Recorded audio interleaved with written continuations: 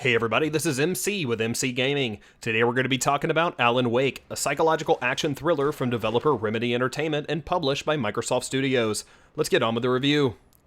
Before I start, I just want to point out that this game came out in May of 2010. That's 1 year before Skyrim, but while playing Alan Wake, I could have been tricked into thinking that I was playing a brand new title. With a PC on 1080p with max graphics settings, this game looks phenomenal.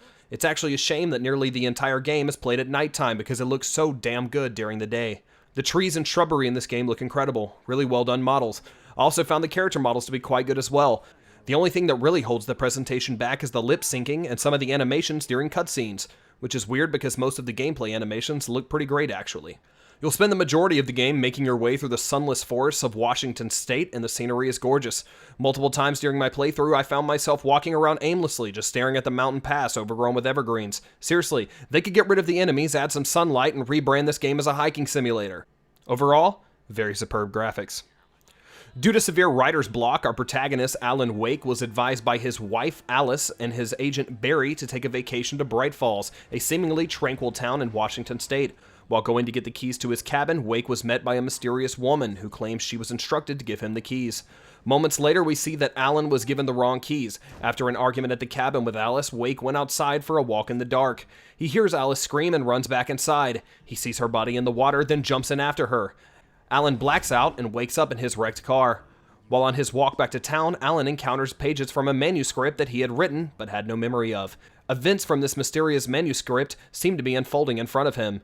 As Alan searches for his wife, he must also fight against the darkness and ultimately free himself from the nightmare which he had created. Within the first few minutes of gameplay, you'll be taught a mechanic. Point your flashlight at the Taken to remove the darkness from within them, then shoot them when they are vulnerable. Here's the problem. Nearly every encounter that you have with the Taken is handled this way. For the entire game, you're shining your flashlight at enemies, waiting for them to be vulnerable, and then attacking. To be fair, you can also use flashbangs in addition to your flashlight and gun combo, but that's just not enough variety. And did I mention that inanimate objects also attack you? You just shine your flashlight at them for what seems like forever, and then move on. You basically go from one area in Bright Falls to the next in an extremely linear manner, and then kill the Taken on the way. Flash, shoot, flash, shoot, flash, shoot, flash, shoot. Is this annoying yet? Still not as annoying as the combat. There is this one really cool section though where you're holding off the Taken during a badass rock concert, so I guess it's not all bad.